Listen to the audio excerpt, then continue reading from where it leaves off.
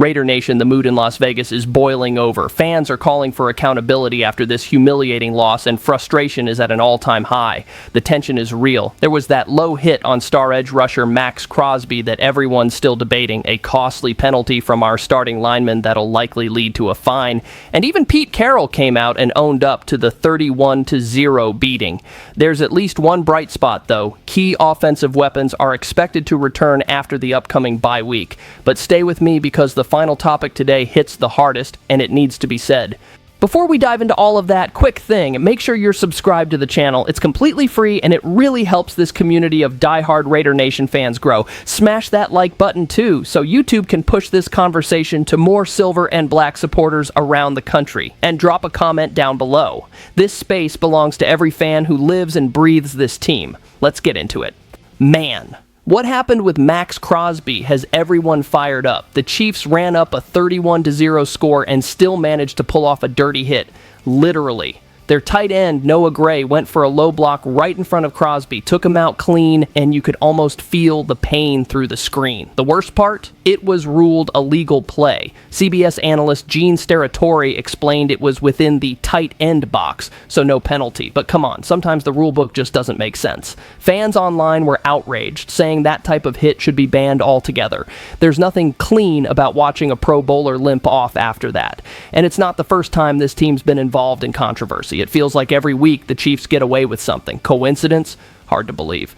Meanwhile, the Raiders had their own mess. Left tackle Stone Forsythe picked up a late hit penalty on defensive tackle Omar Norman Lott, who ended up tearing his ACL. Everyone's expecting a hefty fine, maybe even suspension talk, but we know how the league works. The damage is done. Another week, another headline for all the wrong reasons. To be honest, seeing Pete Carroll trying to keep that locker room together after all this feels almost tragic. The team looked lifeless, and even he admitted, we couldn't stay on the field. Coming from a coach who preaches energy and discipline, that's hard to hear. But one thing's for sure, this team needs heart. Raider Nation doesn't tolerate apathy. The response has to come fast. Let me know in the comments if you think the league goes too easy on Kansas City. After all that chaos against the Chiefs, there's finally a little good news in Las Vegas. Pete Carroll confirmed that Brock Bowers and Jacoby Myers are expected back right after the bye week when the Raiders face the Jaguars. Both missed time with injuries, and their absence has been felt big time. This break couldn't have come at a better moment, or it's a chance to heal up and maybe salvage what's left of the season. Bowers has been nursing a PCL injury in his knee, and despite wanting to play through it, was shut down for 4 weeks to recover. Myers has been dealing with knee and toe issues, missing last Sunday's game. Carroll made it clear both are trending well and should be 100% when they return. Max Crosby is also expected back after leaving the Chiefs game as a precaution. But honestly, this whole situation just exposes how thin this roster really is. When 3 starters go down and the team completely collapses, that's a depth problem, plain and simple. Geno Smith even acknowledged the absences but refused to make excuses. He said, "It's the NFL, man. Every team deals with injuries. What matters is how you respond." He's right, but this same speech is getting old. Every week it's the same talk about learning and improving, but the results don't change. Let's be real. This bye week is make or break. Either the team comes back with fire or this season's over before Christmas. And Raider Nation, they're running out of patience. Carroll has to figure it out fast because the locker room's mood is shifting, and not in a good way. The heat is on Chip Kelly now. After that blowout against Kansas City and another lifeless offensive performance, fans and analysts are questioning if he's really the right guy for this system. Mike Florio and Chris Sims from Pro Football Talk didn't hold back, and they said Kelly's offense looks like kindergarten stuff to defensive coordinators like Steve Spagnuolo. According to Sims, the scheme's too basic, too predictable, and it's practically handing games away. And it's hard to argue. The Raiders' offense has been one of the league's worst. Nobody expected Geno Smith to be elite, but 10 interceptions and only 7 touchdowns, that's brutal. Fans are wondering how the team can change coaches, coordinators, and philosophy and still look this stagnant. To his credit, Ashton Jeanty spoke up after the game and owned it. "We didn't do anything right, offense or defense. We just have to be better." You can tell he's frustrated, but also mature enough to face reality. Because, let's be honest, the issue isn't just execution, it's coaching. Now, with the bye week here, the front office wants to know if this staff still has control of the locker room. Fans are already talking about big changes, maybe even before the trade deadline, and it makes sense. If the season's already slipping away, it's time to think about 2026 and let the young guys take over.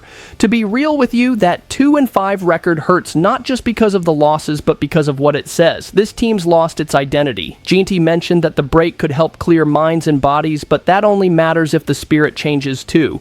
Raider Nation wants fight, and right now, even inside that locker room, the tension's starting to rise. Patience is running thin. The problems that were obvious back in week 1 are now impossible to ignore. Injuries, bad play calling, and a completely lost Geno Smith are dragging this team into a hole. 7 games in, and the Raiders still don't know who they are. Pete Carroll keeps saying it's a young, developing group, but no one's buying that anymore. Fans want progress, now. Geno even said the team needs to do some soul-searching, pointing the thumb at himself instead of fingers at others. It sounds nice, but at this point, talk isn't enough. The offense stalls, the defense wears out, and every scoreboard tells the same story. Raiders getting dominated. Something's broken at the core. The rookies show flashes, but there's no true leadership on the field. No one's stepping up, no one's setting the tone. They practice well, the plans look fine on paper, but when the whistle blows, it all falls apart. It feels like the team's lost its Raider soul. And every week, the pressure builds. Geno feels it, Carroll feels it, the fans feel it. If nothing changes soon, this could go down as one of the most disappointing seasons since the move to Vegas. Raider Nation's tired of talk. They want energy. They want pride. They want the fire of just win, baby. And honestly, the latest breakdown says it all, and this team's in danger of completely falling apart. That game against the Chiefs wasn't just a loss. It was a mirror showing everything wrong with this team. Eric Edholm from NFL.com called the 31-0 blowout one of the ugliest performances of the season, and he's not wrong. The Raiders didn't even look competitive. 14 offensive plays in the first half, 21 first downs allowed before halftime. Unreal. Pete Carroll probably wanted to burn that game tape because nothing worked. The defense got pushed around, the offense was lifeless, and Geno Smith looked completely disconnected. 6 passing yards through nearly 2 quarters. 6. Then radio silence until the late third. When Kenny Pickett came in, it somehow got worse. Fumble on the first snap. It was embarrassing. The Chiefs didn't even have to try that hard. They coasted, managed the clock, and made Vegas look like a preseason squad. We've seen bad losses before, but this one hit different. It was humiliating. Carroll's post-game face said it all. He's trying to hold it together, but you can see he's running out of answers. And when a coach starts losing the room, that's when things get scary. Raider Nation can tell when the team's just going through the motions. This bye week won't erase the shame, but it could be the moment that defines the rest of the season. If they use it to truly reset, maybe there's still some pride to salvage, because if they don't, 2025 will be remembered as the year the Raiders forgot what it means to compete. And that's the worst kind of loss for a team built to fight. After a brutal week like this, it's easy to understand why Raider Nation's so frustrated. Injuries, mistakes, no spark, and a loss that hurt more because of how it happened. Carroll knows fans are on edge, and to be honest, he feels that pressure too. But what defines this franchise isn't falling, it's responding. The Silver and Black's DNA has always been about chaos, grit, and pride. Geno Smith has to prove he can still lead. Chip Kelly has to prove he can adjust. And the locker room has to decide if it's going to keep sinking or start swinging. The name Raiders carries a legacy. It demands toughness. Fans don't want talk, they want fight. They want sweat, not speeches. Drop your take in the comments. What's the first thing that needs to change? Because this channel belongs to every one of you who lives the Raider life. This team shakes us up every single day, and just when we think we've seen it all, something new hits. So make sure you're subscribed and stick around. The conversation doesn't stop here.